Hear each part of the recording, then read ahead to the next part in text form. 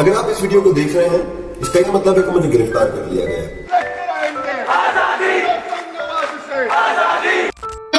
हिंसा का जवाब हिंसा से नहीं देंगे, हम नफरत का जवाब नफरत से नहीं देंगे। अगर वो नफरत फैलाएंगे तो हम उसका जवाब प्यार से देंगे। अगर वो डंडा चलाएंगे तो हम तिरंगा उठा के लहराएंगे। अगर वो बदले चलाएंगे तो हम संविधान गवर्नमेंट का अपने हाथ को बुलंद करेंगे।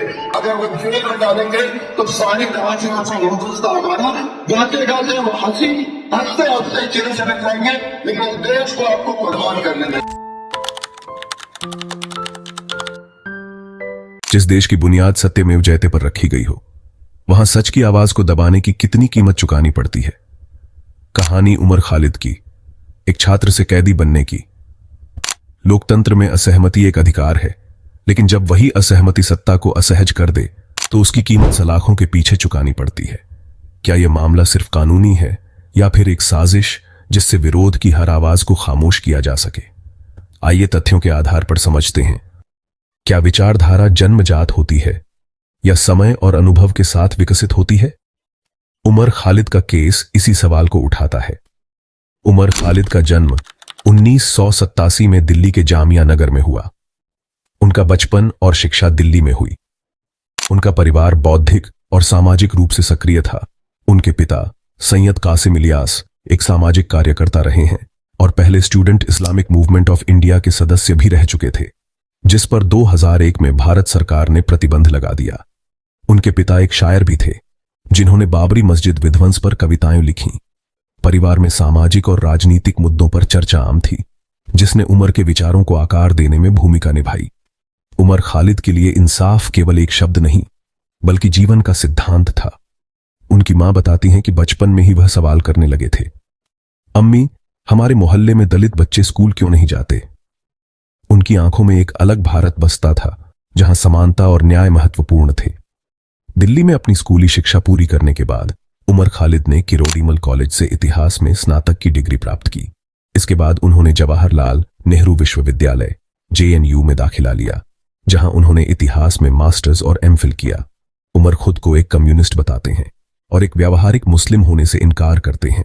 खालिद की PhD थीसिस का शीर्षक झारखंड के आदिवासियों पर शासन के दावों और आकस्मिकताओं का चुनाव था। JNU को अक्सर एक ऐसा विश्वविद्यालय माना जाता है जहां विभिन्न राजनीतिक और सामाजिक विचारधाराएं पनपती हैं। उमर खालिद को भी यहां अपने विचारों को परिष्कृत करने का अवसर मिला। इतिहास के शोध के दौरान उन्होंने ऑपरेशन ग्रीन हंट के बारे में गहराई से अध्ययन किया, जहां सरकार द्वारा आदिवासियों को माओवादी करार देकर उनके गांव जलाए जा रहे थे। इस अनुभव ने सत्ता से सवाल करने की उनकी प्रवृत्ति को और तेज कर दिया। JNU में पढ़ाई के दौरान उनका झुकाव वामपंथी विचारधारा की ओर हुआ। वे पहले अखिल भारतीय छात्र संघ से जुड़े, लेकिन बाद में उन्होंने डेमोक्रेटिक स्टूडेंट्स यूनियन का हिस्सा बनना पसंद किया, जो मुख्यधारा की वामपंथी राजनीति से अधिक कट्टरपंथी रुख रखता था। उनकी राजनीतिक सक्रियता केवल कक्षा तक सीमित नहीं थी। वे सामाजिक न्याय, आदिवासी अधिकारों और सरकार की नीतियों के खिलाफ छात्रों की आवाज को बुलंद करने लगे। उनके शोध का विषय भी भारतीय आदिवासी आंदोलनों पर केंद्रित था। 2014 तक उमर खालिद JNU में एक मुखर छात्र नेता के रूप में जाने जाने लगे थे। वे वंचित समुदायों के हक की बात करते थे और सरकार की नीतियों की आलोचना करने से नहीं झिझकते थे। लेकिन इसके साथ साथ उनके आलोचक भी बढ़ते गए। इसी दौरान 9 फरवरी 2016 की रात JNU परिसर में एक विरोध प्रदर्शन आयोजित किया गया, जिसमें अफजल गुरु की फांसी पर सवाल उठाए गए। अफजल गुरु, जिन्हें 2001 के संसद हमले में दोषी ठहराया गया था, उनकी फांसी को लेकर कुछ छात्रों ने सभा की। यह विरोध प्रदर्शन अचानक राष्ट्रीय राजनीति के केंद्र में आ गया, जब कुछ लोगों द्वारा कथित तौर पर भारत विरोधी नारे लगाए जाने के आरोप लगे। कुछ मीडिया चैनलों ने दावा किया कि विरोध प्रदर्शन के दौरान भारत तेरे टुकड़े होंगे जैसे नारे लगाए गए, जिसे देशद्रोह करार दिया गया। देखते ही देखते यह मामला न्यूज चैनलों, संसद और सोशल मीडिया पर छा गया। राष्ट्रवाद और अभिव्यक्ति की स्वतंत्रता को लेकर बहस छिड़ गई। दिल्ली पुलिस ने इस प्रदर्शन के बाद उमर खालिद, कन्हैया कुमार और अनिर्बान भट्टाचार्य सहित अन्य छात्रों पर राजद्रोह का मामला दर्ज किया। हालांकि सवाल यह उठता है, क्या वास्तव में उमर खालिद और अन्य छात्रों ने देश विरोधी नारे लगाए थे? उमर खालिद और उनके समर्थकों ने आरोप लगाया कि उनके खिलाफ प्रसारित किए गए वीडियो एडिटेड और मॉर्फ्ड थे। कुछ मीडिया रिपोर्ट्स ने भी यह दावा किया कि इन वीडियो को तोड़ मरोड़ कर पेश किया गया, जिससे छात्रों को निशाना बनाया गया। फरवरी 2016 में उमर खालिद और कन्हैया कुमार को गिरफ्तार कर लिया गया, लेकिन ठोस सबूतों के अभाव में कुछ हफ्तों बाद उन्हें जमानत मिल गई। दिल्ली हाई कोर्ट ने टिप्पणी की, छात्रों को राष्ट्र विरोधी कहना एक खतरनाक प्रवृत्ति हो सकती है। रिहाई के बाद उमर खालिद ने कहा, जेएनयू पर हमला सिर्फ एक विश्वविद्यालय पर हमला नहीं है, बल्कि यह असहमति की हर आवाज को कुचलने की कोशिश है। इस विवाद के बाद उमर खालिद और अन्य छात्रों के खिलाफ मीडिया ट्रायल शुरू हो गया। कुछ न्यूज चैनलों ने उन्हें टुकड़े टुकड़े गैंग कहा, जबकि कुछ अन्य लोगों ने इसे अभिव्यक्ति की स्वतंत्रता पर हमला बताया। इस पूरे मामले ने एक बड़ा सवाल खड़ा कर दिया, क्या यह सच में देशद्रोह था या फिर एक राजनीतिक नैरेटिव गढ़ने की सोची समझी साजिश? जेएनयू विवाद सिर्फ एक घटना नहीं थी, बल्कि यह अभिव्यक्ति की स्वतंत्रता बनाम राष्ट्रवाद की बहस बन गया। इस मामले के बाद उमर खालिद को पहली बार देशद्रोह के आरोपों का सामना करना पड़ा, लेकिन यह सिर्फ शुरुआत थी। इसके बाद साल 2019, जो कि भारतीय राजनीति में एक नया अध्याय लिखा जा रहा था। केंद्र सरकार ने नागरिकता संशोधन कानून CAA पास किया और इसके विरोध में पूरे देश में प्रदर्शन शुरू हो गए। शाहीन बाग, जामिया मिल्लिया इस्लामिया, जेएनयू और कई अन्य जगहों पर हजारों लोगों ने सड़कों पर उतरकर इस कानून का विरोध किया। CAA नागरिकता संशोधन अधिनियम 2019 में पास हुआ, जिसके तहत पाकिस्तान, बांग्लादेश और अफगानिस्तान के गैर मुस्लिम शरणार्थियों को भारत की नागरिकता देने का प्रावधान था। सरकार ने इसे शरणार्थियों के हित में बताया, लेकिन कई लोगों ने इसे संविधान की धर्मनिरपेक्षता पर हमला कहा। विरोधियों का तर्क था कि यह कानून मुस्लिम समुदाय के साथ भेदभाव करता है और NRC national register of citizens के साथ मिलकर कई भारतीय मुस्लिमों की नागरिकता पर खतरा पैदा कर सकता है। CAA के खिलाफ सबसे पहले विरोध प्रदर्शन जामिया मिल्लिया इस्लामिया और अलीगढ़ मुस्लिम यूनिवर्सिटी में शुरू हुए। जल्द ही यह विरोध पूरे देश में फैल गया। शाहीन बाग विरोध प्रदर्शनों का केंद्र बन गया। इन्हीं प्रदर्शनों के दौरान उमर खालिद एक प्रमुख आवाज बनकर उभरे। वे विभिन्न विश्वविद्यालयों और विरोध स्थलों पर जाकर भाषण देने लगे। उन्होंने सरकार पर आरोप लगाया कि CAA संविधान के खिलाफ है और यह देश में सांप्रदायिक विभाजन पैदा करने की साजिश है। लेकिन जल्द ही सरकार, समर्थक गुटों और मीडिया के एक धड़े ने उन पर आरोप लगाने शुरू कर दिए। कहा गया कि वे भड़काऊ भाषण दे रहे हैं और दिल्ली में दंगों को उकसा रहे हैं। उनके खिलाफ कुछ मीडिया चैनल्स ने टुकड़े टुकड़े गैंग से होने जैसे आरोप लगाए, जो कि उनके खिलाफ एक बड़े मीडिया ट्रायल का हिस्सा बन गया। भारत के गृह मंत्री अमित शाह ने संसद में बयान दिया कि CAA के खिलाफ दंगे एक सुनियोजित साजिश थे। इस बयान के बाद उमर खालिद पर एक मजबूत आरोपों का बोझ बढ़ गया, जिनमें दंगे भड़काने और देश विरोधी गतिविधियों में शामिल होने का आरोप था। इसके बाद जब फरवरी 2020 में जब डोनाल्ड ट्रंप भारत दौरे पर थे, उसी समय उत्तर पूर्वी दिल्ली में दंगे भड़क उठे। हिंदू और मुस्लिम समुदायों के बीच हुई हिंसा में 50 से अधिक लोगों की जान गई और सैकड़ों घायल हुए। जल्द ही इस हिंसा के पीछे साजिश का आरोप लगाया गया। दिल्ली पुलिस ने दावा किया कि इस हिंसा को एक सुनियोजित योजना के तहत भड़काया गया था, जिसमें उमर खालिद समेत कई अन्य कार्यकर्ताओं का हाथ था। दिल्ली पुलिस ने उमर खालिद को UAPA unlawful activities prevention act के तहत गिरफ्तार किया। उनके खिलाफ आरोप था कि उन्होंने दंगों की साजिश रची थी, हालांकि उस समय वे दिल्ली में मौजूद नहीं थे।